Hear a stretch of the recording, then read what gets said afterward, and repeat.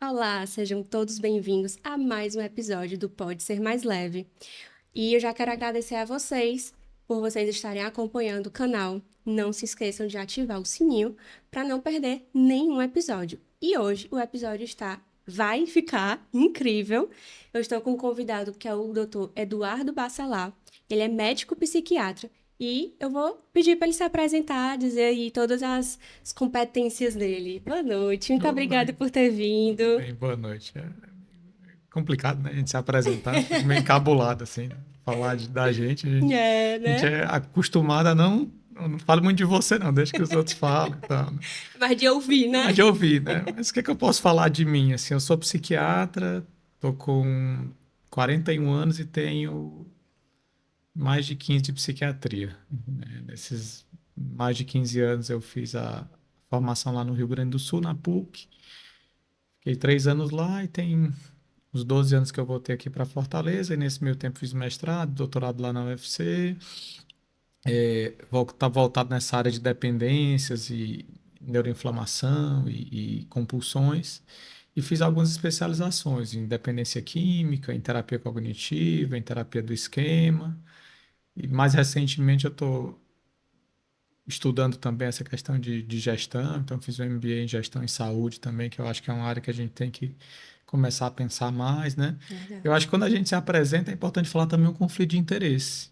Uhum, Quando se fala verdade. de aposta, quando se fala de jogo, quando se fala de compulsões, querendo ou não, a gente está falando de algo que está muito ligado à vida das pessoas, né, ao dia a dia. E o que é que vai influenciar a minha tomada de decisão, ou o que é que pode influenciar a minha visão dessas situações? Então eu sou um dos diretores de um grupo, o Grupo Vila Vita, que tem 4 unidades, que vai desde o atendimento ambulatorial até a internação, e acabo me deparando com casos muito graves por conta disso. E chama a atenção como tem aumentado a prevalência desses transtornos nos últimos tempos. Uma coisa que lá atrás não se falava tanto e hoje cada vez mais tem surgido com um impacto muito grande familiar, com um impacto muito grande social, com vidas muito comprometidas. Então, isso, claro, que vai influenciar na forma como a gente avalia, né? Além disso, eu sou pai, tenho 2 meninos. Um tem 4 anos, outro tem 1,5. Então, depois que a gente é pai também, Tem muda um outra pouquinho a visão. forma de ver o mundo, né? Eu fico pensando assim, rapaz, toma cuidado aqui com essa tela, tira esse. dá uma segurada aqui, não deixa esse menino Nesse olhar o jogo, TikTok, né? olha esse joguinho aí, vamos tomar cuidado, né? Então, tudo isso eu acho que acaba impactando na forma como a gente vê, né? Perfeito. E hoje a gente vai falar exatamente, né, nessa parte dos jogos patológicos, Uhum, né? Que essa é uma das nomenclaturas, né? Pelo que eu já andei vendo, tem outras nomenclaturas. uhum, E a gente tem percebido que cada vez mais está trazendo mais impactos negativos para a sociedade, né? Para as famílias. Não tem idade. Né? Você está dizendo que você está preocupado, você já fica assim mais atento com seus filhos, né? Que ainda são uhum, criancinhas, mas realmente é algo que às vezes, se os pais não estiverem atentos, começa já desde realmente muito cedo, né? Eu já uhum, recebi paciente que nem maior de idade ainda é, ele já estava ali com o celular, porque viu o pai ali fazendo algumas coisas e o pai tinha dado assim uma vibrada, né? Porque tem um momento uhum. que a pessoa ainda consegue ganhar.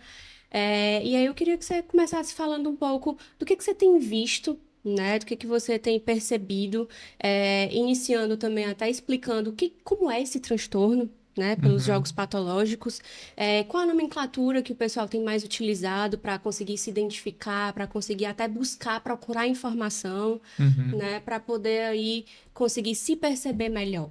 Tá, vamos lá. Quando, eu- quando a gente vai pensar sobre isso, né? Aí eu lembro um pouquinho da história, da minha história na psiquiatria. Então, o primeiro dado que chama a atenção é que quase não se falava sobre isso. Sei lá, 15 anos atrás, jornada, congresso, evento, era um assunto que passava batido, assim. Saiu uma notícia ou outra que na Inglaterra, as casas de aposta, né? Se a rainha vai isso ou aquilo, se a Lady Di... Era uma coisa tão muito distante da nossa realidade. Então, o primeiro contato que eu tive com essa situação, eu confesso que essa é uma história que eu já contei até no evento, mas aqui é interessante que a gente tem espaço para falar um pouquinho dessas coisas, né? O primeiro contato que eu tive com isso não foi no contexto de psiquiatra. Foi no contexto de um outro conflito. Não chega a ser um conflito de interesse para isso, mas é um conflito talvez que é de ser torcedor do Ceará. Inclusive eu estou, enfim, assumindo algumas funções, me aprofundando um pouquinho mais por lá.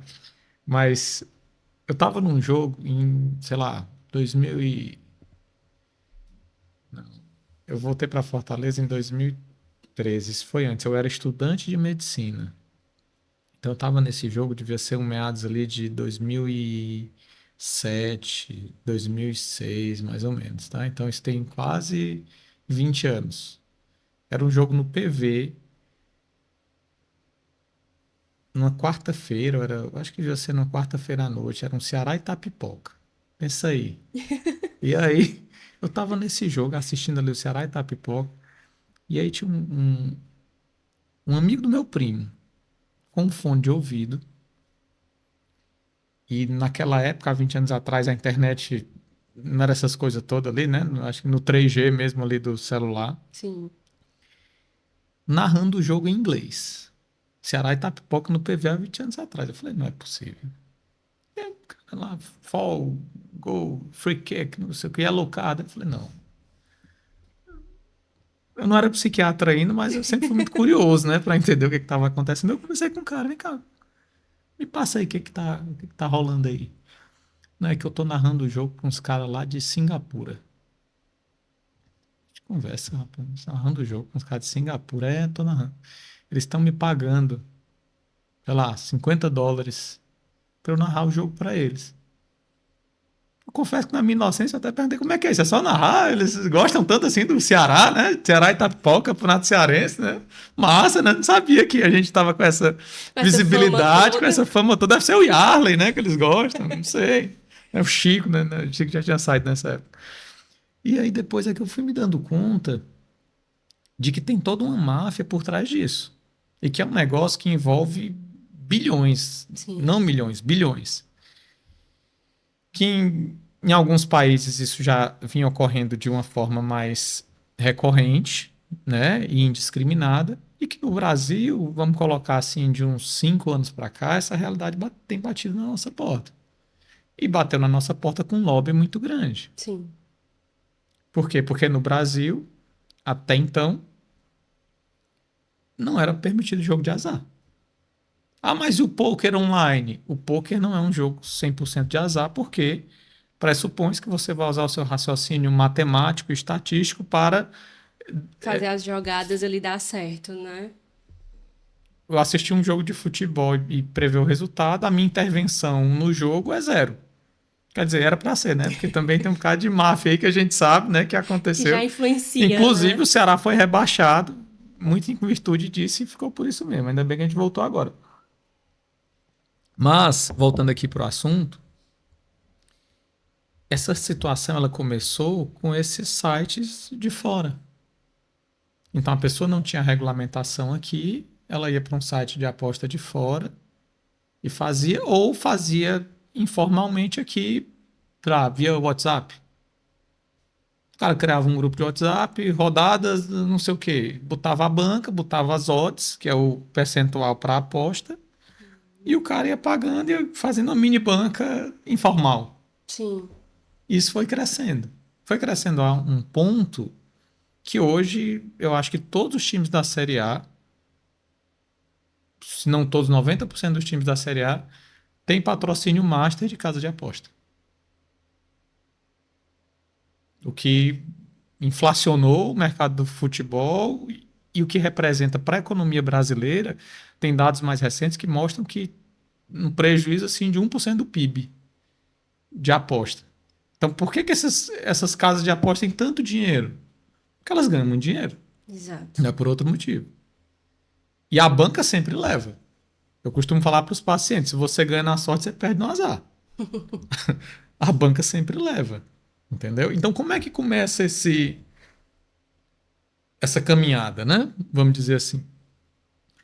Porque todas. Aí a gente faz uma analogia até com outras dependências. O mecanismo é o mesmo. Até a dependência, se você for pegar o DSM-5, se for pegar as classificações mais atuais, antes não se falava de dependências comportamentais. Uhum. O CID-11, né?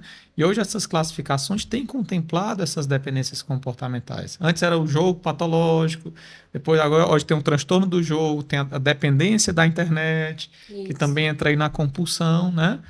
E até onde é que esses transtornos entram em termos de classificação, as nomenclaturas elas estão se atualizando, estão sendo definidas, mas a base é a mesma do alcoolismo, é a mesma da dependência de cocaína e crack, é a mesma da dependência de benzodiazepínico, vai atuar na circuitária do circuito de recompensa. Vai pegar aquilo ali. Então, essas dependências comportamentais, elas vão atuar nessa circuitária. Essa circuitária, com o tempo, ela vai se modificando e o indivíduo ele vai perdendo a capacidade dele de controle. Uhum. Existe a impulsividade, existe a compulsividade. Impulsividade é eu conseguir inibir, fazer o ato. E a compulsividade é depois que eu começo, eu não consigo parar. Tem estudos de neuroimagem, a Nora Volkow, que é o presidente do NIDA, já foi muitos anos presidente do NIDA, que é um instituto americano que pesquisa isso, já mostrou em estudos de neuroimagem que essa circuitária ativada, que é o núcleo accumbens, a área tegumentar ventral, o córtex pré-frontal, ela sofre uma alteração e, da mesma forma que ativa nas dependências comportamentais, se ativa nas dependências químicas. E aí o que vai acontecendo? Hoje a sociedade, se eu penso, eu volto aí para a história dos filhos, né? Se eu penso que a criança está vendo no comercial um grande narrador do futebol brasileiro, que, enfim, nessa altura da vida, eu acho que não precisa de dinheiro, mas está fazendo propaganda de bet. Um grande jogador do futebol Exato. brasileiro que está fazendo propaganda de bet. Uma grande cantora do futebol brasileiro que está fazendo propaganda de bet. Grandes craques do passado estão fazendo propagandas de bet. A percepção de risco da sociedade é muito baixa. Acaba normalizando, Não, né? mas tá todo mundo falando de bet, o comercial é de bet, o time é bet, é tudo bet. Normalizou. Isso não é tão grave. Se fosse uma coisa muito grave, não tava assim, Sim.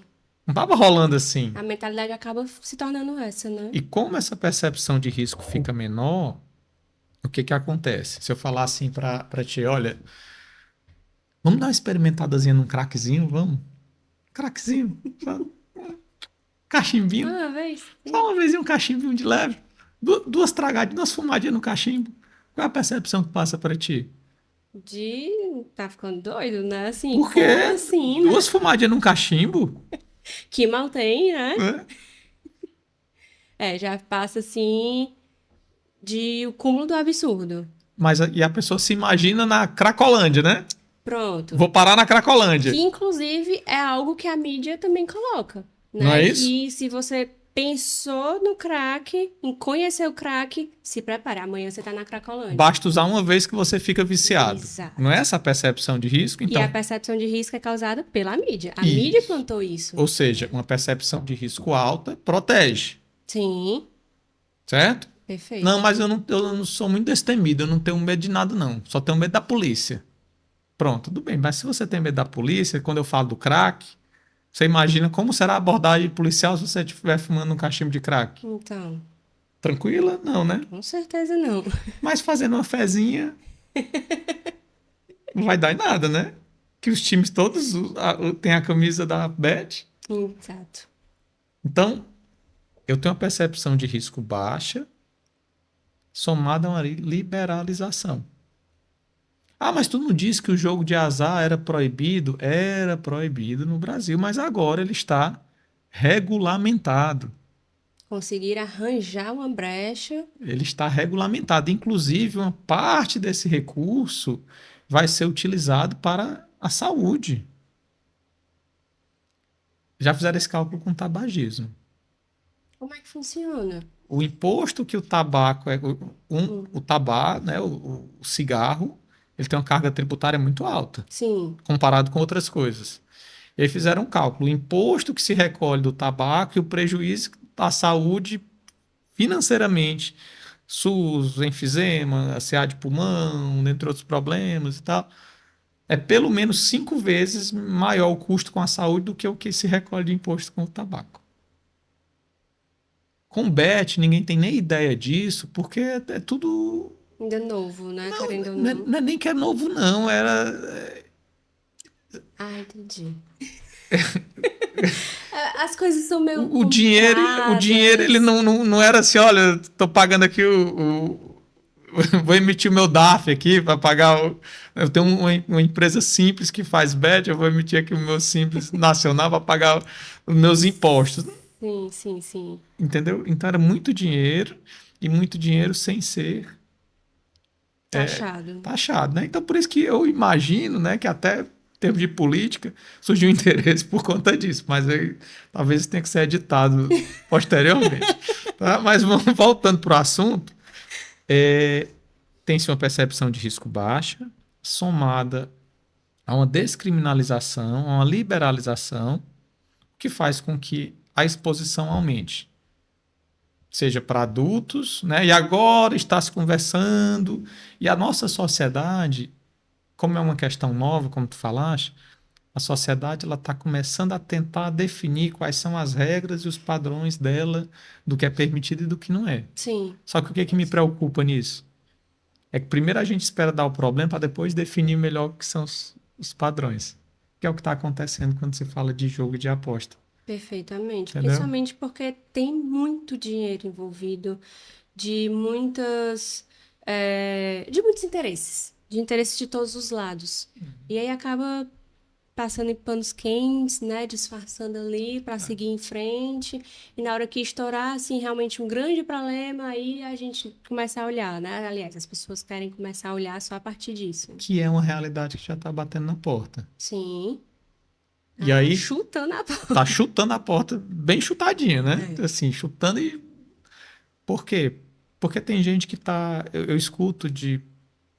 Eu escuto história do cara que era honesto na empresa, trabalha há 15 anos na empresa, nunca teve uma falta, nunca teve nada, e descobriram a situação porque ele estava envolvido em aposta e tinha que arrumar dinheiro porque o agiota estava ameaçando matar ele.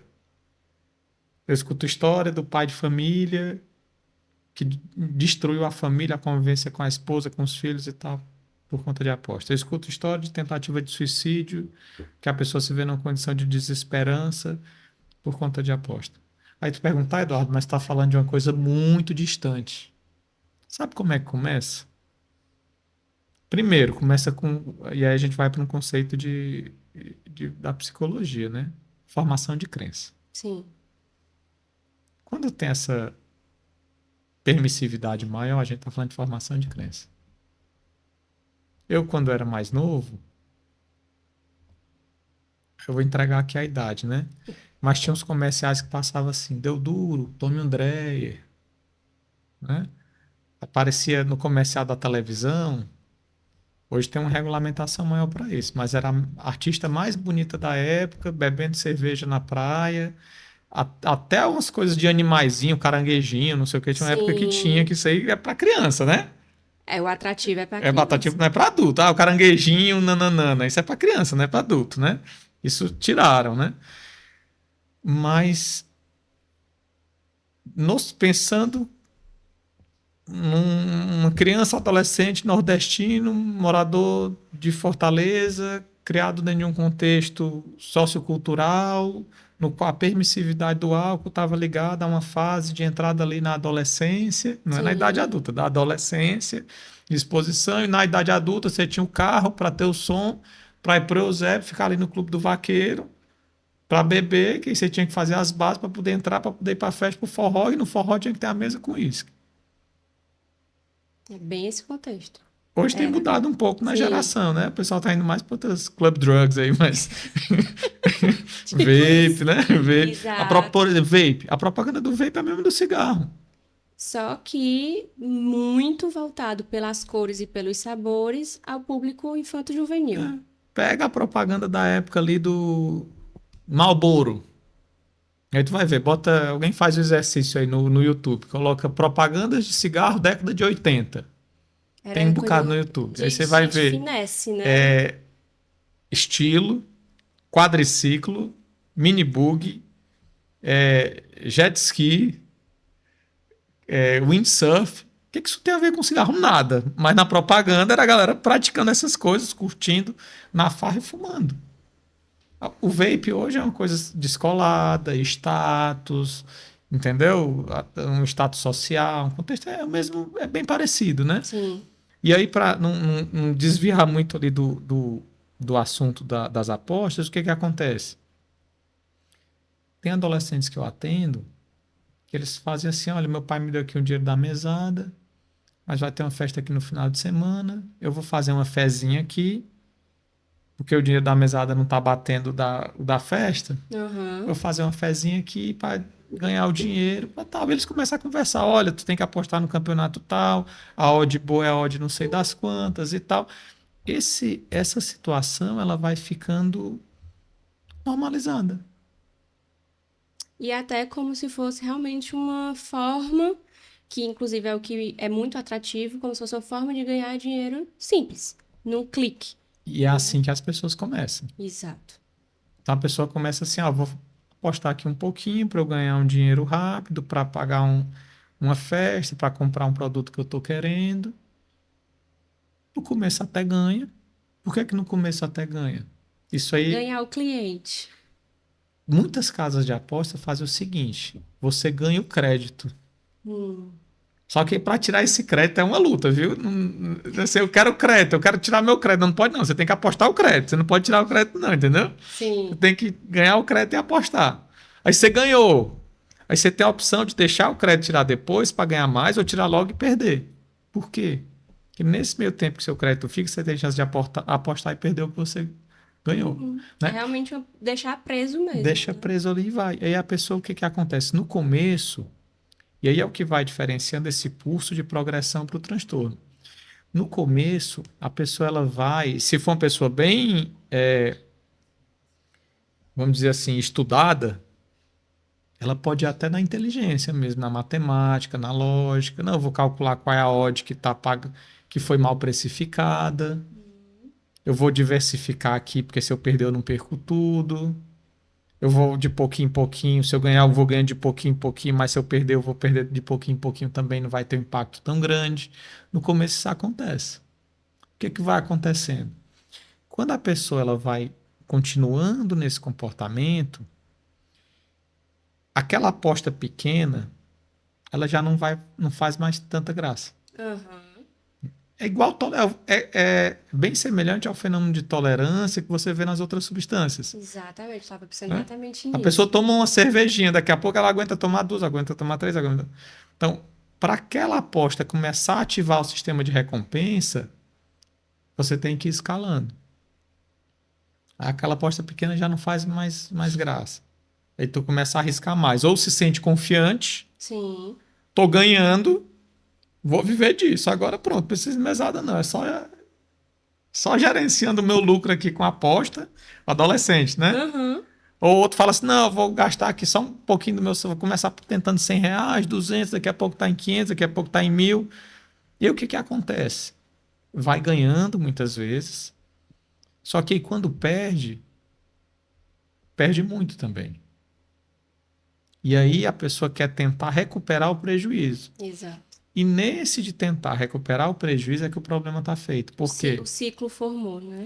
O ciclo formou e você deixa de ser aquele apostador inteligente, vamos dizer assim, para ser aquele apostador mais. Vou chamar medíocre para não chamar de burro, tá? mas medíocre. Por quê? Porque você começa a ir para pegar um risco, que o risco, a relação risco-retorno já não está mais valendo a pena. Entra no desespero mesmo, né? E quanto mais a pessoa vai apostando e perdendo, mais ela vai arriscando para tentar recuperar aquele prejuízo. Isso a gente vê muito também com day trade, bolsa de Sim. valores, essas operações de alto risco muito alavancadas, né? Quem faz day trade e tal, isso a gente vê muito. E aí a pessoa começa a fazer essas apostas, isso começa aí a gente vai entrando nos critérios de dependência. Isso começa a tomar muito parte do tempo da pessoa. Isso começa a pessoa deixa de ter outras atividades prazerosas para focar nessa atividade. Ela gasta muito tempo ou apostando ou se recuperando das apostas. Ela começa a criar uma série de artifícios para acobertar ou esconder o impacto que o jogo está tendo. Então ela diz que vai dormir, deita na cama ali com a mulher, disfarça, sai de mansinho ali, vai apostar e volta. Sim. Diz que está trabalhando, vai para o trabalho, mas não está trabalhando, está jogando. Diz que está isso para poder acobertar o prejuízo causado pelo jogo. Começa a contrair empréstimos para poder sanar as dívidas ou para poder apostar mais, para poder recuperar aquele dinheiro que foi perdido. Muitas vezes o apostador ele está ganhando e não consegue parar e perde. Eu escutei isso muitas vezes de relato de paciente. Demais. Eu fui lá, eu estava perdendo, eu entrei, eu arrisquei para tirar o prejuízo que eu estava tendo, eu consegui tirar o prejuízo que eu tinha, mas eu não consegui sair. Eu já escutei o relato seguinte: o indivíduo estava desesperado, apostando, conseguiu. Aí a esposa dele falou assim: não, agora você para e desliga. Você conseguiu, pronto. Nos livramos desse problema. Ele desligou. Aí tinha a opção de resgatar agora e perder 5% ou resgatar amanhã e receber integral, vamos supor, Uhum. né? Aí ele falou, tá bom, amanhã de manhã eu resgato. Aí os dois foram dormir. Aí ele acordou 3 horas da manhã para ir ao banheiro e pensou, não, será que eu consigo ganhar mais? Aí foi lá, tirou, desbloqueou o dinheiro que estava para receber amanhã, continuou apostando e perdeu o dobro do que ele tinha para sanar de dívida. Entende? E aí o que que acontece? Isso é um padrão de dependência. Isso é um padrão que a gente vê no álcool, isso é um padrão que a gente vê na cocaína, isso é um padrão que a gente vê nas outras substâncias. Que está sendo colocado para a nossa sociedade como algo, beleza, ó, que é mais uma droga aí para vocês estarem convivendo, que faz parte, é normal e tá tudo bem. Eu não vou entrar num papo assim, ah, então, Eduardo, tu vai escolher as drogas, tá? Tu vai escolher as drogas que a sociedade permite e a que não permite. Cada sociedade tem as suas e isso é um problema, não é o psiquiatra que vai definir. É o sociólogo, é o vereador, é a Dona Maria ali do lanche, é a mina que limpa. A sociedade como um todo tem que ser representada e ponderar. Sim. Agora, o que que eu posso falar como psiquiatra? Se a gente faz uma exposição dessa sem ter uma percepção de risco adequada e sem ter uma regulamentação adequada, a gente está criando um problema grande. Seja para tabaco, seja para álcool, seja para aposta, seja para o que for. Perfeito. E o que está acontecendo com essa questão de aposta é isso. Sabe? Então é importante a gente pensar num contexto mais geral e é importante pensar num contexto individual. Nosso papel como terapeutas, como profissionais de saúde mental, acaba sendo orientar os pacientes e familiares. Sim. Mas esses espaços que a gente tem também para poder falar um pouquinho dessa noção global do problema, eu acho que a gente tem que passar essa mensagem, sabe? Porque realmente é algo que preocupa muito. É muito delicado. Perfeito. Exatamente isso. E assim, você estava falando muito das pessoas que fazem as propagandas, né? E eu fui me lembrando do que estava aparecendo nas redes sociais ultimamente sobre isso, né? Sobre os influenciadores. Tem muitos influenciadores digitais, né? Que muitas pessoas realmente seguem essas pessoas nas redes sociais, acompanham a vida dessas pessoas. São pessoas que, querendo ou não, já têm aí um padrão de vida até de luxo mesmo. Uhum. E estão ali fazendo, olha, você quer ganhar dinheiro? E vai mostrando como é que joga. E olha só, consegui R$ 50, gente. Olha esses R$ 50. Como se R$ 50 para eles fosse fazer muita diferença. Mas tá lá, eles mortos de feliz, mostrando ali como é fácil aqueles R$ 50. Eles só, uf, e os R$ 50 apareceram na conta, digamos Uhum. assim. Sim. Fora isso, o que E deu teve o tigrinho aí, né? Teve uma... exato. E fora isso, teve também uma determinada influenciadora que vazou a informação aí, que ela recebia uma porcentagem em cima do que as pessoas perdiam. Ou seja, ela literalmente lucrava com a desgraça alheia, Uhum. né? E fora isso, aí foram assim, foram tentando amenizar. Não, agora a gente tem que avisar que quando a gente for fazer a divulgação, a gente avisa que é para maiores de 18 anos e jogue com responsabilidade. Poxa, a altura do campeonato, Uhum. eles vão querer fazer um aviso desse como se realmente fosse fazer uma grande diferença, um grande movimento de conscientização. Não é assim, né? A vida que essas pessoas levam, esses influenciadores levam, eles vendem também o sucesso deles, de certa Exato. forma, né? Como se fosse a prosperidade, E né? as Ser aquela pessoas coisa. almejam ter esse sucesso. Então, se você atrela, isso a gente chama de co-honestar. O que é co-honestar? É é a sua imagem estar atrelada àquilo para que aquilo pareça honesto. Se eu contar o tanto de proposta indecente que eu já recebi como psiquiatra de indústria, Acredito. entendeu? Uhum. E assim, outra coisa que você está falando da imagem atrelada, né? E querendo ou não, vamos supor assim, um influenciador da internet, uma marca de roupa, paga ele para ele vestir as roupas e dizer que aquelas roupas são ótimas, né? Por que que a marca faz isso? Porque sabe que aquela pessoa tem uma influência, inclusive o nome, né, Uhum, ali do que eles fazem, já é influenciador, né? uhum.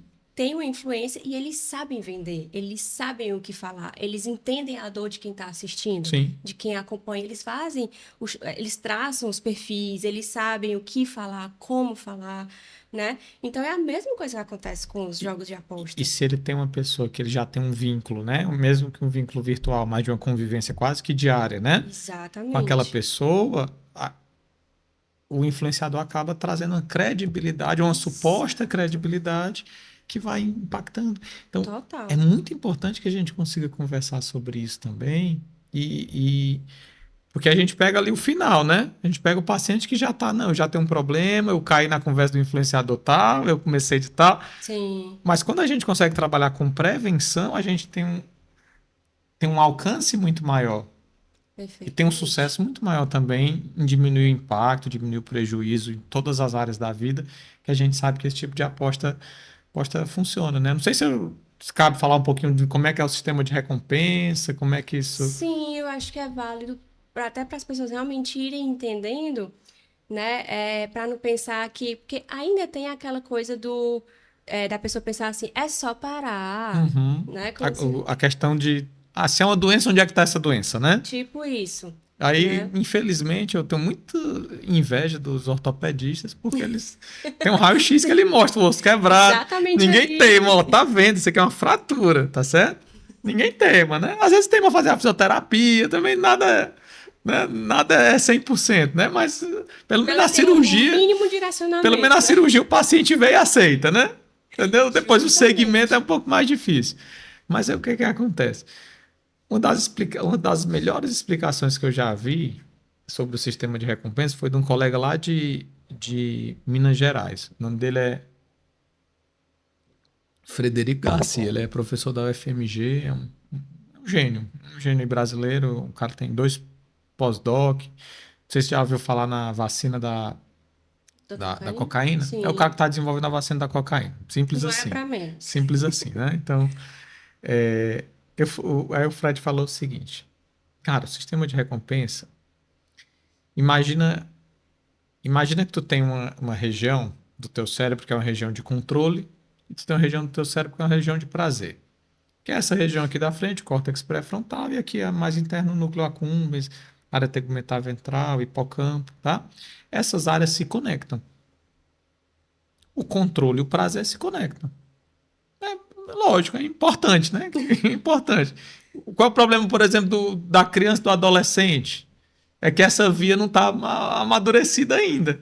E Sim. geralmente a via dopaminérgica, que é a do prazer, amadurece depois da via serotoninérgica, que ajuda no controle. Então, a gente primeiro aprende a sentir prazer para depois controlar. Então, isso é uma sacanagem para o adolescente neurobiológica, né? Mas aí o que acontece? Nesse circuito de recompensa, o principal neurotransmissor envolvido é a dopamina, que é o neurotransmissor ligado ao prazer. E aí, o cérebro chega na maturidade entre os 23 e 25 anos, Uhum. mais ou menos. quanto mais novo, mais imaturo é o cérebro, tá? Então vamos imaginar que eu tenho um cérebro imaturo, que eu tenho essa conexão entre essas áreas, que formam uma espécie de rede, e essa rede ela abre e fecha a depender do estímulo que está associado. Então, por exemplo, o Lucas, que é o meu filho de 1 ano e meio, se ele vê uma bola, ele adora bola. Se ele vê uma bola do outro lado da rua, ele vai sair correndo para pegar a bola. Porque a bola para ele gera muita gratificação e ele não tem freio cognitivo, porque ele tem 1 ano e meio. Sim. Então ele sai correndo atrás da bola. Então vê a bola, abre a rede, dopamina, quero ver a bola, não penso em mais nada. O Davi, que é o meu filho de 4, se ele vê a bola, ele vai querer pegar a bola. Não sei, a bola ele não gosta não. Se ele vê um boneco do Star Wars, um boneco do Ninja Go, ele vai querer atravessar a rua para pegar o boneco. Entretanto, ele pode querer me dar a mão para eu ir junto com ele, ou ele pode parar para ver se está vindo um carro, porque a gente já alertou ele que tem que olhar o carro e tal. Sim. Então ele vê, tem aquele prazer, a rede de controle dá uma segurada, e aí ele, opa, tá bom, eu quero o boneco, mas eu vou olhar. Se é um adolescente, o adolescente ele já pensa 2 vezes. Já vai olhar o sinal, já vai. Se é um adulto e tem sei lá, um bolo de chocolate ali na lanchonete do outro lado, ele vai pensar, poxa, eu tô com vontade de comer esse bolo de chocolate, mas ganha um peso, deixa eu ponderar, amanhã eu vou comer a fatia menor, peraí que daqui a pouco eu vou. Você vai tendo essa circuitária para regular. Quando eu tenho exposição a substância com potencial aditivo, aditivo no sentido de adicção, no sentido de vício, e aí a gente está falando de sexo, a gente está falando de álcool, a gente está falando de jogo, a gente está falando de Compras. exposição à tela, a gente está falando de compras, né? Um cérebro em formação com essa hiperestimulação, e aí é outro episódio, né? Que é para falar de redes sociais, da mídia, que o Sim. mecanismo que essas redes sociais usam para engajamento é muito semelhante também aos dos cassinos, a questão das apostas. Você tá ali numa rede social, num Reels, num TikTok, o que que vai vir depois? Qual vai ser a minha próxima gratificação? O Sim. que que vai aparecer? O algoritmo identifica, né? Então é Já vai aquela identificar história, ali tudo se, à sua se cara. você não está pagando para usar aquele produto, é porque o produto é você, né? Então o algoritmo já vê quais são as suas preferências, já vai tendo esse engajamento, Sim. né? Então o que que acontece? Se a criança, o adolescente, o adulto jovem, ele tem uma hiperestimulação, seja por uma substância lícita ou ilícita, ou uma dependência comportamental, ele vai estar abrindo essa rede e fechando essa rede, abrindo essa rede e fechando essa rede, abrindo muito a rede e fechando a rede. Ele não vai desenvolvendo funções cognitivas para protelar uma gratificação, ele não vai desenvolvendo um controle inibitório, ele vai desenvolver, na verdade, uma disfunção executiva, né? Uhum. E isso vai contribuir para uma alteração nessa circuitária que chega um momento em que a pessoa, quando se depara com estímulo, ela não consegue mais segurar, que é a história lá da compulsividade. Sim. E tem estudos que mostram que essa rede, de tanto abrir e fechar, ou de abrir e fechar muito, ela vai ficando como se fosse esgarçada. Uhum. E se essa rede está esgarçada, ela perde a capacidade dela de controle. Perfeito. E se essa rede perdeu a capacidade dela de controle, será que eu não estou falando de uma doença? Para a neurobiologia, sim. Então, a sua rede neural, que conecta a sua região de controle com a sua região de recompensa e de prazer, ela não funciona mais ou não tem a mesma capacidade de frear como ela tinha antes. Perfeito. E Entende? aí, sim. E aí tem gente que não teve essa rede esgarçada. Tem gente que tem uma predisposição maior até essa alteração nessa rede neural. Mas quem é quem? Como é que eu vou saber? Qual é o estímulo que garante isso ou não? E aí que vem a história. Proibido para menores de 18 anos, Uhum. evitar. Né? Que se a gente for pensar em neurobiologia, seria proibido para menores de 25 anos. Exatamente. Né? Que é quando o cérebro já pelo menos garantiu ali alguma coisa, uma defesa Isso, mínima, né? isso, né? Que ainda vai ter um risco. Sim. mas é algo que a gente tem que estar atento, né? Sim. E o que às vezes assim as pessoas têm muita dificuldade, que aí a gente já entra até num processo de recaída, né? Uhum, É porque quando essa rede, vamos chamar assim, né, a rede dá essa esgaçada, ela não consegue mais ter esse controle, mesmo depois da pessoa parando de jogar ou parando de usar, essa rede não vai voltar ao normal da noite pro dia, exatamente. né? E fora isso, falando da produção de dopamina natural, né? O cérebro também já não está mais produzindo a dopamina de forma natural, Uhum, porque ele estava extremamente bombardeado, sobrecarregado de uma dopamina que vem de fora, digamos assim. Então ele para de produzir de forma natural. E aí, até que ele entenda que ele vai precisar voltar a produzir de forma natural, ele vai levar um tempo, né? uhum. Também leva um tempo para essa rede voltar ao jeito dela, o jeito dela natural, né? Que ela tem que segurar aí essa questão do controle. Só que até isso a pessoa vai ter um processo de não ver graça em muita coisa. A Uhum, pessoa vai ter um tempo em que ela pode até transferir a compulsão, né? uhum. Ela tinha ali a compulsão pelo jogo e aí acaba que ela começa a comer mais, porque justamente essa rede não tá ainda não Uhum. voltou a um estado de conseguir manter esse controle, né? Tem um E aí termo que se tem falou já, o detox de dopamina, né? Não sei se você já ouviu isso falar, já, né? ouvi E aí, falar. e aí, e aí tem um aspecto importante. Existe aí que a classificação que falava muito disso era o DSM-4. Ele falava no DSM-5, mudou para leve, moderado e grave a dependência, né? O DSM-4, ele diferenciava o uso nocivo da dependência. Uhum. Que na prática eu acho que faz mais. Assim, eu entendo que existe uma gradação, por isso que o DSM-5 fez essa progressão, Sim. mas em termos de manejo clínico e estratégia terapêutica, o conceito de uso nocivo e dependência, na minha visão, faz mais sentido. O Uhum. que seria o uso nocivo trazer para uma realidade do álcool, por exemplo? Uso nocivo é aquele cara que teve um impacto nessa rede é, é, cerebral, que bebeu, teve um pileque, bebeu, se passou, bebeu, arrumou uma confusão, viu que estava passando do ponto, deu uma segurada e depois conseguiu fazer um uso social. Ele foi do uso nocivo e voltou para um uso social. Sim. Aquele que já desenvolve uma dependência mais grave, a gente entende que ele já teve um impacto tão grande que aí é o que o AA e o NA fala. Que o adicto, uma vez adicto, né? Sempre adicto. Sempre adicto, não pode dar o primeiro gole, não pode.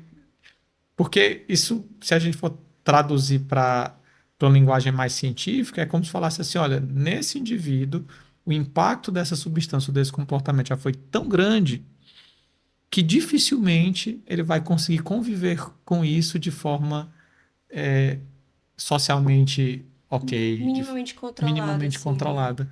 Entende? Porque isso fala de Uhum. uma neuroprogressão de uma doença, Perfeito. uma neuroprogressão de uma condição, né? É como se a gente pode dizer, usando a imagem da rede, né? Como se essa rede ela tivesse criado uma facilidade para aquele determinado ponto.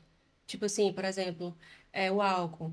É como se aquela rede já conhecesse o álcool, então na hora que o álcool entra, ela, opa, ele já dá uma abertura maior do que se fosse uma outra coisa. Exatamente, exatamente. Já tem uma sensibilização diferente. Uma vez eu estava no Floresta do Álcool, uma vez eu estava numa reunião do AA. Eu, de vez em quando eu vou, sabe? Assim, os pacientes me chamam, é legal, de vez em quando É eu gosto. verdade, é uma experiência boa, eu Ele fala gosto assim, ó, também. doutor, eu vou receber minha ficha de 1 ano, vou receber minha ficha de 2 anos, pode ir lá e tal. Eu vou prestigiar, às vezes ele me chama lá, Ah, coisa fala e boa. tal, né? Aí numa dessas eu tava lá, aí eu escutando as partilhas, né? Aí o rapaz falou o seguinte, obviamente preservando o anonimato, né? Ele falou assim, doutor, uma vez eu fui no psiquiatra e o psiquiatra foi explicar para mim o que era essa questão de dependência. Tem a história da rede e a do parafuso, né? Essa do parafuso que eu escutei do lado no ar. Ele falou assim: olha, o dependente, pense assim, todo mundo tem 2 parafusos. Eu, como assim? Não, tem 2 parafusos na cabeça que a gente vai à costa dos parafusos. Né? Não tem aquela história, tá faltando um parafuso, né? Aham, Todo mundo tem 2 parafusos. Você já perdeu um, o outro a gente tem que ficar coxando.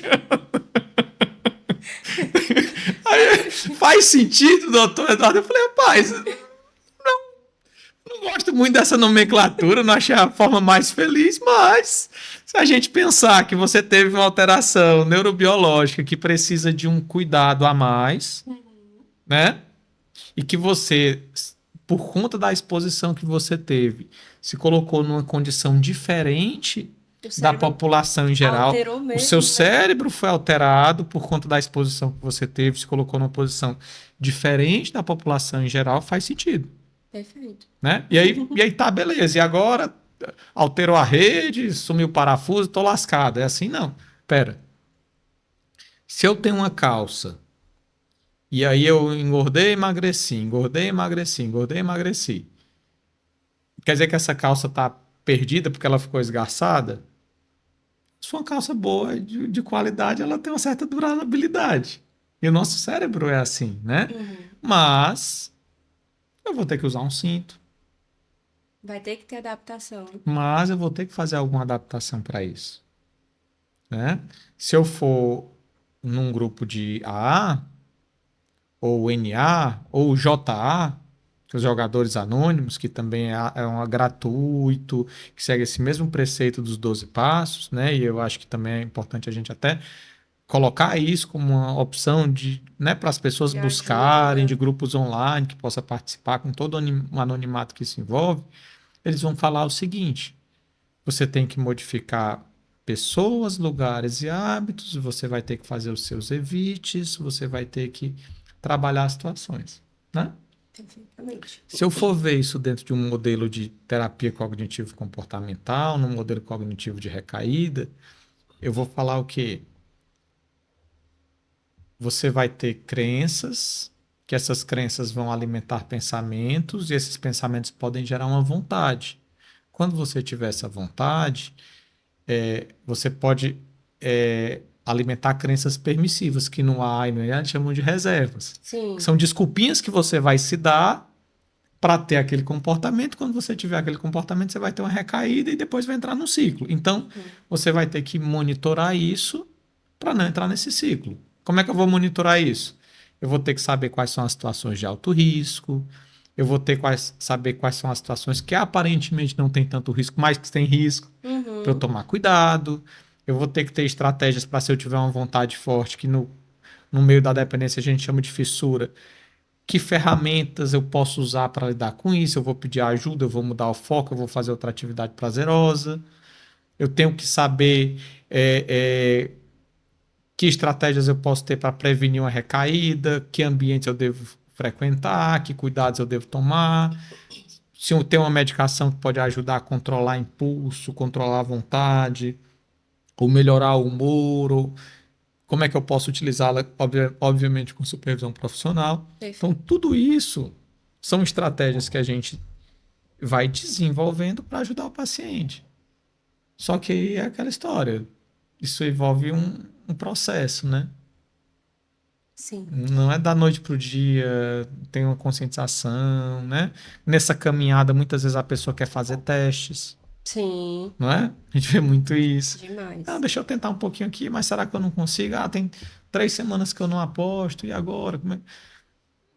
Então é algo que tem que ser acompanhado bem de perto e muito bem orientado, né?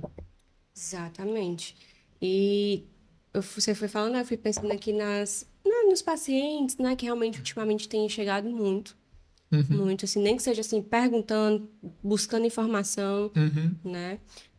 E teve um que chegou e falou que por o dinheiro não ser físico, ser tudo na questão ali do Pix, né, um dinheiro que ele não tá vendo palpavelmente, uhum, ele acaba não conseguindo ter uma real noção do quanto que ele tinha perdido. uhum, E aí a gente foi conversando e tudo, aí você já anotou assim, botou na ponta do lápis? Aí ele, Deus me livre.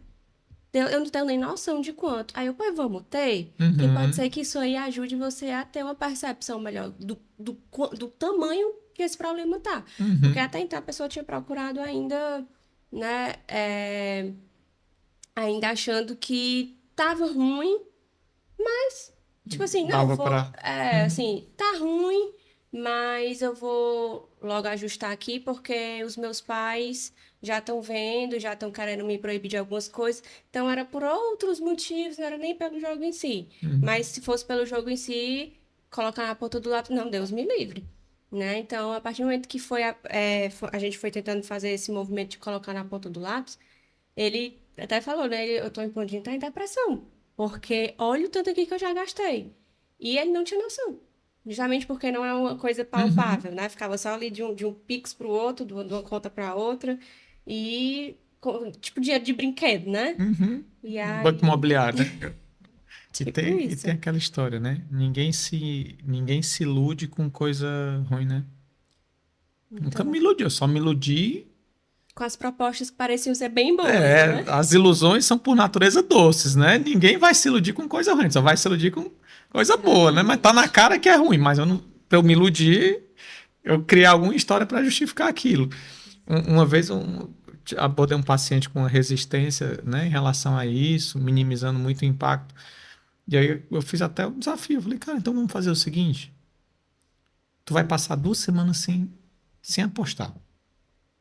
Ou tu vai apostar isso e tu vai trazer daqui a 2 semanas o que tu fez, só isso, combinado? Porque tu consegue controlar. Obviamente, com 2 semanas ele não trouxe, mas isso serviu como um teste dele para ele ver: olha, eu pensei que eu conseguia controlar. E eu percebi que a minha incapacidade de lidar com isso é maior do que eu imaginava. Isso a gente trabalha muito, né? A gente usa essas intervenções como detalhar o gasto Sim, ou, ou trazer evidências para questionar o tamanho do os impacto, os prejuízos, né? prejuízos, né? Isso a gente usa muito quando trabalha o que a gente chama de entrevista motivacional. É que o pessoal também é um termo que se popularizou, mas às vezes se popularizou errado, né? Fala assim, não, vou mandar lá no Eduardo para ele fazer uma entrevista motivacional no paciente. Eu pensei, chefe de torcida, né? Coach, né? Sei lá, eu, né? Sim, Vamos lá, né, cara? Tu consegue, né? Tu se não- apega à palavra e dissemina a entrevista. Não, me informação mandaram aqui distorcida. para tu fazer uma entrevista motivacional comigo. Eu falei, é mesmo? E como é que motiva, né? Vai dar certo. O negócio que eu tenho abuso é vai dar certo. Pelo amor de Deus. Quando a pessoa fala assim, vai dar certo, Eu já, né? já vi que tá começando Não, errado, né? e tem preguiça, né? Porque tem um vai dar certo preguiçoso. Os caras botam assim, VDC. O que é VDC? Não é vai dar certo. Ah, tá certo. Então, na entrevista motivacional, o objetivo é, claro, ter empatia, acolher, mas promover uma. Fazer com que a pessoa ela gere uma discrepância entre a vida que ela está levando e a vida que ela quer ter. Sim. Como é que a gente vai fazer isso? Em cima de evidências. Eu vou trazer dados de realidade, eu vou mensurar um impacto de um prejuízo, eu vou identificar, vou fazer uma balança decisional para ver o que é diferenciar a necessidade de curto prazo, que muitas vezes está ligado a uma gratificação, com o estímulo de longo prazo, que envolve uma área cerebral mais racional. Uhum. Tem um desafio que às vezes eu faço para o paciente também, que é interessante aí para quem está assistindo. Imagina uma pessoa que é tabagista. Se tem algum tabagista aí, aquele inveterado, sei lá, uma carteira, 2 carteiras por dia, há pelo menos 2 anos. Se nós dois, Mariana, fizermos aqui, vamos fazer um episódio só para conscientização sobre o tabagismo.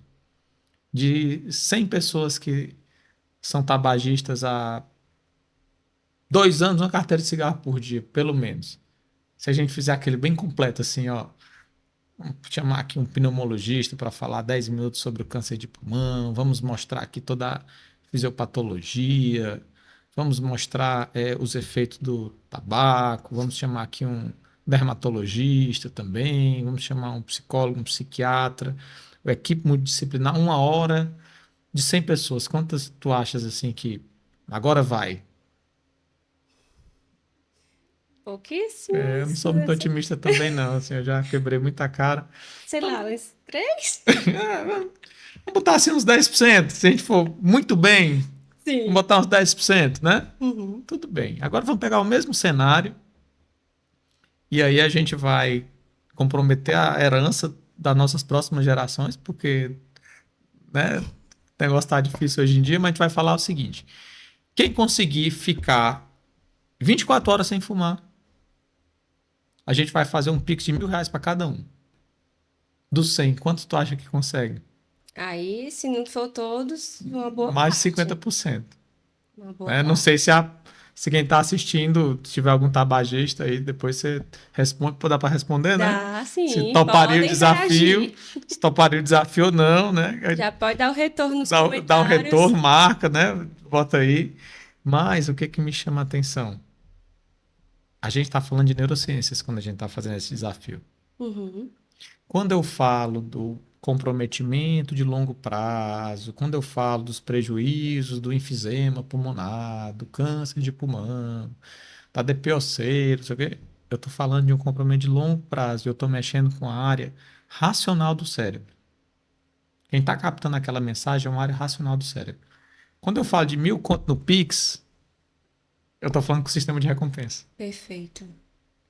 Então, muitas vezes, essa pessoa que vende a aposta, que vende o jogo, que ela não está falando com o lado racional. Ela está falando com o lado instintivo, o lado animal que a gente tem. Porque, assim, o Uhum, sistema de recompensa, ele é um mecanismo animal. Por que que a gente tem um sistema de recompensa? Quais são os dois maiores prazeres da vida do indivíduo? Pelo menos era para ser alimentação e sexo. Então, se uhum. você se alimenta, você está fortalecido. Se você faz sexo, você gera prole, prole maior, você vence a guerra. Você tem mais gente para colaborar para a sua espécie sobreviver. E os nossos descendentes foram, né, conseguindo isso através do sistema de recompensa deles. A gente que bagunçou o negócio, entendeu? A gente que inventou de bagunçar esse sistema de recompensa, mas ele existe para isso. Sim, Ele existe para isso. Então, quando eu falo de uma situação dessa, eu estou ativando, eu estou falando com esse sistema. E aí, como é que, como é que a gente combate? É um perfeito. desafio para a gente que está ali na linha de frente também quando é o É, atendimento do paciente. você foi falando, eu me lembrei, inclusive, né, de um que eu estava exatamente colocando esses prejuízos que poderiam chegar batendo na porta, né? Aí ele, mas isso aí, daqui a não sei quanto tempo, daqui para lá, eu já curti muito, assim, Uhum, uhum, bem jovem também, né? uhum. Então, assim, vê como uma coisa muito distante, como uma Isso. realidade que pode ser que nem aconteça. Uhum, Pode ser que eu nem tenha esse câncer no pulmão, sei lá, alguma coisa nesse sentido, né? uhum, Então, além de não ser algo que vai ali na recompensa, né, do imediato também, que faz toda a diferença do também ser imediato, uhum. como também ainda é uma coisa que vê assim, pode ser que nem aconteça, então relativiza, minimiza, né? Aí é realmente bem difícil fazer essa psicoeducação, essa conscientização nesse aspecto, né? E cada vez mais a sociedade ela tem priorizado essa gratificação imediata Exato. e o prazer. Por exemplo, pega um influenciador desse grande no TikTok, tempo médio de visualização, 4 segundos. Você tem que passar a mensagem em 4 segundos, senão a pessoa foi pro Exatamente. próximo. Entendeu? Então, É a exatamente linguagem, isso. a comunicação, esse acesso, ele está muito, muito rápido. Então, o sistema de recompensa ele está sendo bombardeado. E essas adições comportamentais, aí, dependência de tecnologia, e tem uma coisa, né? O homem ele vai muito para aposta, a mulher ela vai muito para rede social também, Uhum, muda um pouquinho o perfil, tem alguns trabalhos que mostram isso, né? Mas isso tem a ver com esse bombardeio dopaminérgico, como esse circuito ele está sendo expandido, esgarçado, e isso vai levar uma lesão, com isso vai certeza. levar a um comprometimento, que é o que a gente tem observado na sociedade, né? Exatamente. Quando você foi falando a questão é, dessa aposta, desse desafio, Desafio é. né? Uhum. Desse desafio pro tabagista, como exemplo, que se for o Pix no dia, aliás, se for o Pix, se a pessoa ficar as 24 horas sem fumar, né? Uhum. Aí eu me lembrei até da questão também do NA e do AA, né? Que a proposta é o quê? Só por hoje. Isso. Né? Que é para poder a pessoa exatamente ir dia após dia, porque se for uma coisa muito distante, é mais difícil de sustentar, Você está de trocando visualizar. o longo prazo pelo curto prazo. Qual é outra coisa que o ANA faz que tem a ver com gratificação? Como é que eu boto para competir gratificação com gratificação? Os chaveiros. Sim, O dia. Estou há 22 dias, há 23 dias, 24 dias. Isso tudo é a gratificação do curto prazo. Que ter ferramentas para competir com essa gratificação do curto prazo também são bem relevantes. Por exemplo, uma abordagem que se mostra efetiva em vários trabalhos, que se faz muito fora do Brasil, no Brasil não tem tanto, mas manejo de contingência. Recompensa se a pessoa faz o exame toxicológico, está Uhum. negativo, né? Estratégias comportamentais para esse manejo de contingência. Então, é outra estratégia, outra ferramenta que pode ser bem interessante também, né? Que se faz. E a gente estava aqui conversando, eu também me lembrei dessa questão de influenciador, que para se defender, porque ele tinha recebido ali umas críticas, né? Justamente por ele ter um alcance muito grande e muitas crianças e tudo, uma pessoa com visibilidade assim de várias idades, digamos assim, do público, e divulgando jogos de aposta, né? Com esses bets e tudo mais, os joguinhos, né? E ele, para se defender, o que é que ele colocou? Ele, gente, mas os pais que têm que regular a rede social dos filhos, beleza, Uhum, ok. E os adultos que jogam, se eu mandar vocês pularem de um penhasco, vocês vão pular? Vocês não vão pular. Então por que que eu tô dizendo aqui para jogar e vocês vão jogar e não vão saber parar? Não é uhum, assim, se defendendo, né? E tirando ali, se uhum. saindo da Sim. responsabilidade. E aí eu fiquei pensando, tá, ele divulga o jogo, ele mostra o jogo, ele mostra ganhando, obviamente, né? Uhum, O jogo, ele já tem uma, uma, uma imagem visual atrativa, cores atrativas, coisinhas que brilham, que explodem, que, enfim, né?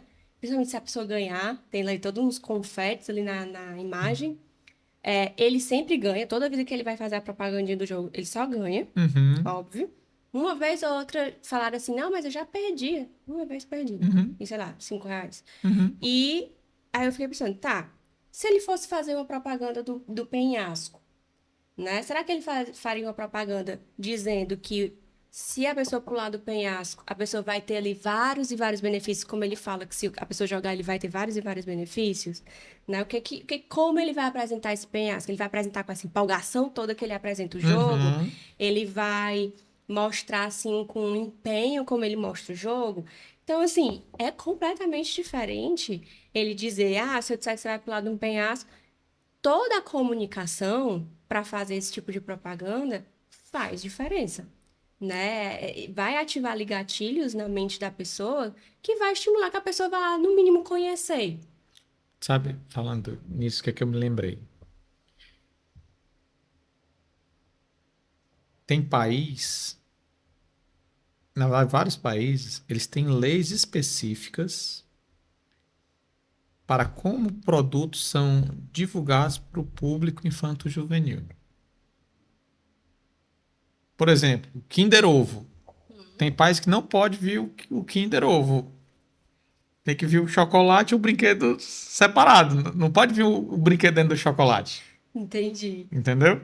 Tem país, em alguns países, se eu não me engano, escandinavos, você não pode ter baú de prêmio em jogo eletrônico.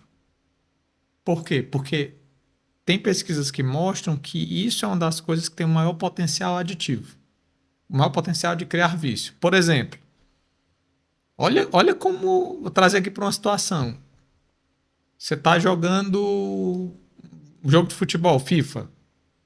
E aí você vai jogando as partidas, vai colecionando cartas, Uhum. né? Vai colecionando pontos, na verdade. E esses pontos, eles podem ser trocados por cartas. Só que as cartas, elas são envelopes que você não sabe o que vem. Entende? Então, vamos dizer, eu juntei pontos, eu vou ter direito a um envelope. E nesse envelope pode vir o falar mal de. Pode vir o Lucero, pode vir o Neymar. É uma diferença abissal. Então, a gratificação que a pessoa fica ali naquela condição e a frustração pode vir, né, via o jogador do Fortaleza, vai gerar um sofrimento muito grande naquele indivíduo, entendeu? Sim. Mas esse frisson libera muita dopamina e contribui A para a adrenalina, né? Aquela consolidação expectativa. de um vício. Esse é o ponto. Uhum. Então, algumas autoridades de regulamentação de saúde mental proíbem jogo que tem um jogo infantil, por exemplo, você coloca um aspecto de aleatoriedade que funciona de forma semelhante a um cassino. Sim, Então, eu tenho ali o meu bonequinho, meu, sei lá, Pokémon, sei lá o quê. Meu bonequinho, meu personagem vai sendo desenvolvido. Eu tenho um baúzinho, que nesse baúzinho pode vir uma pistola, uma arma, uma roupa especial. E isso exatamente. vai gerando um frisson, e esse frisson vai liberando dopamina. E isso vai deixando aquele indivíduo que está submetido àquele jogo num comportamento aditivo que vai contribuir para o desenvolvimento de um vício. Então, às vezes, são coisas muito sutis que a gente nem percebe, né? Uhum. Que vai ficando ali, que você vai vendo, mas isso faz uma diferença em gerar uma dependência. Completamente. Com certeza. E esses mecanismos, né, dessas alterações e tudo, é, por exemplo, só essas dificuldades que vão gerando para a pessoa se desvincular, né, desse vício, dessa dependência, e tentando ir melhorando aí a qualidade de vida, ficar, né, mudando aí o estilo de vida e tudo mais. Nesse aspecto, existe muito também a questão de que a pessoa tem esse vício em determinada coisa, né? E ela tenta parar com aquilo ali. E eu perdi a linha de raciocínio. Ah, Eu fui pensando aqui em em uns exemplos e perdi a linha de raciocínio. Mas nesse processo de mudança, de ficar bem, de parar com aquele, de dar um corte ali no ciclo vicioso, né? uhum, De não dar mais a continuidade, a pessoa ela realmente precisa fazer mudanças. Captei. Ela precisa fazer mudanças, ela precisa fazer adaptações, que era o que a gente estava falando, né? De fazer uma adaptação e sim. tudo. E, por exemplo, o que chega no consultório quando se trata do jogo é no celular. E aí o celular hoje é para trabalhar, é para estudar, o celular para se comunicar, é notícia, é tudo. Tudo as pessoas, inclusive os celulares estão cada vez mais se Uhum. tornando agenda, tudo, né? E aí as pessoas ficam, mas como é que eu vou fazer um evite se o jogo é no celular e o celular tá na minha mão o tempo inteiro e eu uso o celular para isso, para aquilo, para viver, né? E aí eu lembrei também, por isso que eu fui me perdendo, que fui lembrando de vários exemplos. Aí eu me lembrei de outro paciente que fazia uso de substância química Uhum. no quarto. E aí o que foi que ele fez com o quarto? Porque ele não tinha como se mudar, né? Então ele fez alterações, mudou a cama de canto, para ele visualizar o quarto dele de uma forma diferente. E aí na questão do celular, que aí eu quero saber sua opinião, né? Uhum. De todo o contexto também do nosso cérebro, Uhum. né? Se torna algo que eu coloco ou se o cérebro realmente consegue acompanhar essa mudança. E aí eu pego o celular e eu começo a visualizar. O meu celular vai ser unicamente para trabalhar. Então, se eu não estiver trabalhando, eu vou colocar o celular em outro cômodo, eu vou colocar no silencioso, eu vou desligar, eu vou. Enfim, vai criando as estratégias. Isso realmente é algo da neurociência, assim, do nosso cérebro mesmo, que a gente consegue fazer essa alteração, ou é um significado que a gente dá simbolicamente e a gente vai se adaptando àquilo? Isso é muito importante. É muito importante. Tem paciente que eu digo assim, agora você vai ficar com lanterninha. Sabe o que é a lanterninha? Aqueles Aqueles 1100. 96120, né? Não tinha aquele que tem uma lanterninha assim, que não tem mal Sim, pega 2G, sei lá, né? chinês, Vai ficar aqui no... até Nem chinês. 3G, não quer 3G, aquele lá. Você vai ficar aqui no lanterninha um tempo.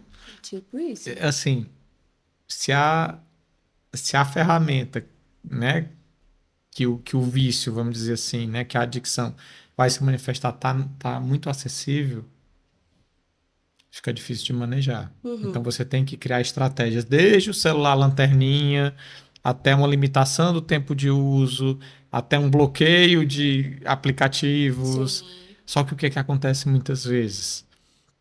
A gente fala que o exemplo arrasta, né? Então, às vezes, você Uhum. está falando de um adolescente que o pai está reclamando, mas o pai está aqui no celular reclamando que ele está no celular, Sim. né? Às vezes eu vi assim, um mandando a mensagem que ele tava muito no celular. E tu mandou essa mensagem como, né? Como é que... Você tá muito no celular também. Tu escreveu de onde essa mensagem para ela chegar aqui? Né? Então, eu acho que tem... Muitas vezes, não é uma mudança só do indivíduo, mas do contexto como um todo, né? Então, ter esses cuidados, ter... Que também, se a gente parar para pensar, é algo novo que a nossa sociedade ainda está começando a aprender, a sociedade eu falo mundialmente, Sim. aprender a estabelecer as regras. O que é o razoável? Uhum. Tem um limite de horário, eu trabalho, né? Como é que é? Eu parei no trabalho, eu não olho mais o celular quando eu estou em casa, eu olho a qualquer momento, eu recebo mensagem, respondo a qualquer momento. É educado. Porque assim, às vezes a pessoa fala assim, eu te mandei uma mensagem no WhatsApp, tu demorou para responder. Eu falei, tá, se tu quisesse uma resposta rápida, tu tinha me ligado, né? Não tinha mandado mensagem no WhatsApp, porque eu não passo, não moro lá, né? E muitas vezes você tá falando com uma pessoa, mas tem 5 mandando mensagem. Sim. Antes, numa ligação, eu só consigo falar com um por vez. Uma mensagem eu posso falar com dezenas ao mesmo tempo. Uhum. Mal, né? Porque eu não vou conseguir responder todo mundo ao mesmo tempo. Sim. Então, qual é a regra da sociedade em relação a isso? O que é razoável? O que não é razoável? É o áudio, é o texto, é a mensagem curta, Uhum. é a mensagem grande, é a mensagem depois das 8, é a mensagem Dividido em vários dividida em balõezinhos, ou vários bota em um só. balazinhos, né? É responder a mensagem até o final do dia, é evitar, é ligar. Tem gente que fala assim, não, eu só tenho ligação com a minha mãe, senão eu mando mensagem. Tem Sim. gente que fala isso também, né? Uhum. Então, como é que a gente vai chegar? E eu acho que a questão do uso do smartphone, ele perpassa por esse problema. Ele está muito atrelado, Sim. sabe? E não tem como você trabalhar uma situação se você não trabalhar outra. Exatamente. E aí são as adaptações que a gente Se fala, não né? fizer as adaptações, fica muito difícil. Nem que eu vá fazendo Exatamente. uma dessensibilização, uma exposição gradual, vá Uhum. definindo etapas, né? Então, eu trabalho com internação, então muitas vezes o paciente traz no começo da internação o não acesso ao celular como um grande obstáculo. Sim, Depois de uma semana ele traz como um grande alívio. é Ainda verdade. bem que eu não estou com meu celular, como é bom não ter acesso ao celular. Eu estava precisando me desconectar, né? Verdade. Então isso também passa, né? Sim, tem um impacto. É. E você foi falando da questão do exemplo, né? O exemplo arrasta. Então, como é que um vai falar, vai reclamar, vai pontuar, vai chamar a atenção se o outro também acaba fazendo, né? Uhum. É, a importância, me remeteu aqui, né? De lembrar da importância da família buscar conhecimento e um tratamento, assim, né? Uhum. De realmente entender a situação e saber que se, por exemplo, se for um cônjuge, né, marido, mulher, alguma coisa assim, ou os Uhum. filhos, aquela pessoa ali da convivência diária vai ter que ter algumas alterações também, se ela quiser de fato que a outra pessoa fique bem, né? Uhum. Isso. Então, se é o cônjuge que joga e a outra pessoa está direto no celular e talvez até faça aí algum joguinho, mas não tenha desenvolvido um problema como o Uhum. cônjuge que já desenvolveu um problema, mas aquilo lhe vai despertar um gatilho, né? E se é um problema para os dois, para a família, então a família tem que se engajar no processo, E né? estimular outras atividades, atividades Exato. ao ar livre. Hoje a gente fala muito dos gadgets holidays. É o final de semana ninguém pega em Sim, celular, né? Bota ali no. Já fui na casa do meu amigo, ele falou assim: ó, todo mundo bota o celular dentro dessa caixa aqui, ninguém responde, vamos interagir, porque senão fica cada um no seu. Então, sim, são estratégias que a exatamente. gente tem que ir pensando. Olha, Perfeito. hoje eu vou estar off, hoje eu não vou nem pegar em aparelho, eu vou fazer isso, eu vou colocar aqui uma limitação. Hoje os dispositivos, eles trazem ali, né, a quantidade de horas, né? Sim, Um monitoramento. Ó, essa semana você aumentou suas horas, você isso. diminuiu, você passou tantas horas. Toda vida eu me assusto, né? Tô tanto mentira. Isso aqui. Igual a fatura de cartão de crédito. Não, tem uma coisa errada aqui, você vai conferir, né? Não, não é possível que deu. Não foi eu que Não mexi esse fui eu que tempo mexi todo, esse tempo não. todo, não. Alguém usou meu cartão, deixa eu ver o que foi que aconteceu, né? É da mesma Exatamente. coisa, né? Até as redes sociais também criaram esse mecanismo de mandar uma mensagem para alertar enquanto você estiver ali passado. Você Se estipula um ficou muito tempo, né? tempo, né? Ele pausa ou Manda uma uma vez, mensagem. você está bem, né? Então, assim, tá tudo bem aí, você ainda tá aí, né? Você quer Exato. continuar? Exatamente. E aí, realmente, a gente precisa falar muito disso para as pessoas irem se conscientizando, irem se percebendo, porque às vezes tem essa dificuldade, né? Como o seu paciente que disse que tinha controle e você pediu para ele fazer aí um teste, e ele, opa, acho que eu não tinha esse controle que eu pensava. Então, para as pessoas realmente terem a informação para se perceberem Uhum. que aquilo ali tem um problema. E se ainda não chegou no problema, se continuar daquele jeito, vai chegar, Isso, né? E isso. aí tem que ter aquela coisinha das 24 horas para ver se, como é que fica, né? Uhum. E Então, eu acho que é bem trazer válido. e conversar e aumentar essa percepção de risco. Exato. Para que Exatamente. aconteça um pouquinho parecido com aquele do crack lá, que você escuta crack, não, Sim, pera aí, né? Opa, exato. jogo, pera, será que vale a pena? Já vi gente que se ferrou por causa disso. Olha, tem parecido aqui histórias, olha, eu já soube aqui de, olha, eu não sei quem me alertou, né? Olha, eu vi um podcast lá que, né? Então, acho que o nosso papel é esse também, né? Exatamente. Perfeitamente. E para a gente finalizar, você acha que tem alguma outra coisa que a gente não falou, mas que você captou que seria muito importante? A gente conseguiu trazer pelo menos assim os principais pontos, porque tudo com certeza não, né? Que Uhum, é uma área que a gente trabalha há um bom uhum. tempo, né? Então acaba que nunca vai ser o suficiente, digamos assim. Até porque existem vários casos, que cada caso é um caso. Mas, no geral, você acha que a gente conseguiu trazer o máximo de informações que dá para trazer? Ou tem alguma coisa mais que você queria acrescentar? Eu acho que a mensagem principal, que eu acho, é até é uma reflexão, na Uhum. verdade, assim, né? Porque a gente acabou falando de jogo, mas também falou de tecnologia, falou de hábitos da vida Sim, moderna, vamos colocar assim, né? sim. Eu acho que é uma reflexão que a gente tem que fazer, né?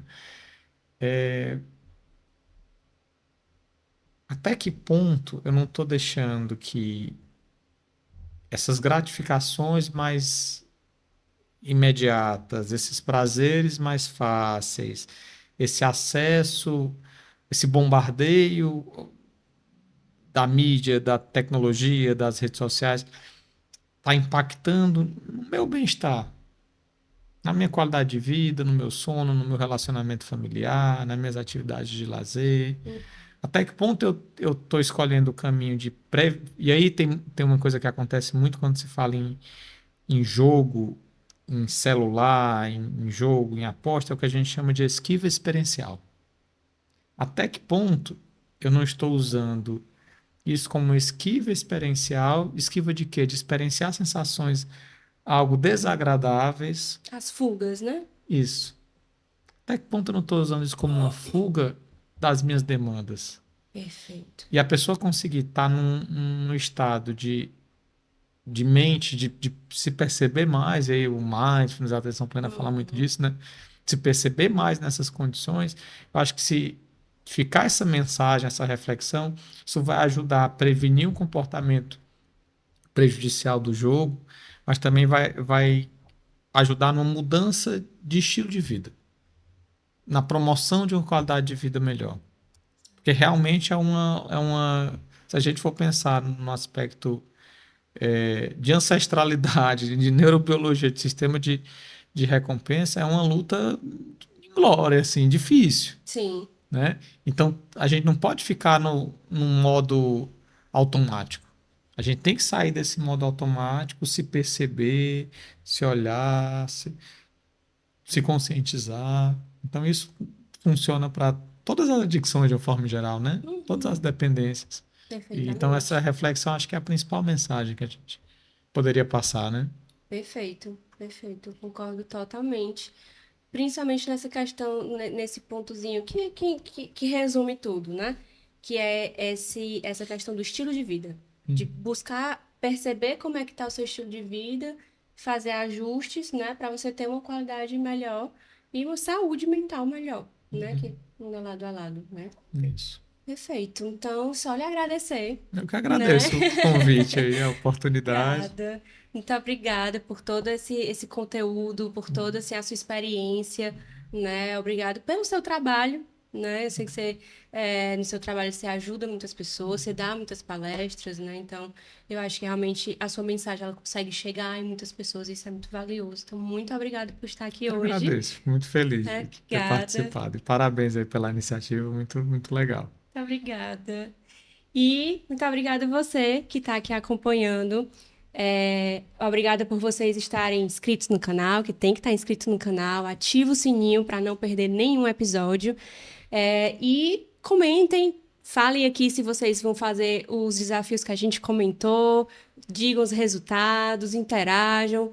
Curtam o vídeo, compartilhem, mandem esse vídeo para todo mundo que vocês percebem que tem aí alguma dependência comportamental, que precisa ouvir tudo que foi falado aqui hoje, principalmente essa reflexão trazida aqui no final do vídeo. Então, compartilhem e até a próxima. Muito obrigada!